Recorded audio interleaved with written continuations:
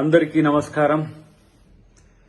MLA MLC అంశంలో party తీసుకున్న నిర్ణయం పట్ల చాలా మంది నా అభిమానులకు తర్వాత పార్టీ అభిమానులకు కొంత ఇబ్బందికరమైన పరిస్థితి వచ్చి ఉంటది.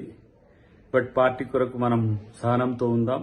పార్టీ నన్ను ఇంకా మరింత మంచి పొజిషన్ కొరకు ఆలోచిస్తుండొచ్చు.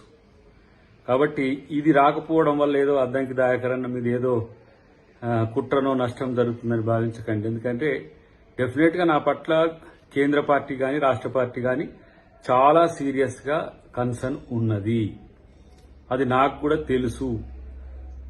దీపాదాస్ మున్షి గారు కూడా నాతో నిన్న మాట్లాడినప్పుడు చాలా స్పష్టంగా కూడా చెప్పడం జరిగింది. కాబట్టి పార్టీ యొక్క విధేయునిగా పార్టీ నిర్ణయాలను గౌరవించాల్సిన బాధ్యత నాపై ఉన్నది.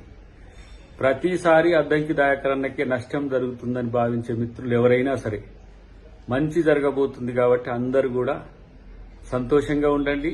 పార్టీ అధికారంలోకి వచ్చింది. దాయకర్కి అవకాశం ఇవ్వడం అనేది పార్టీకి చాలా చిన్న విషయం.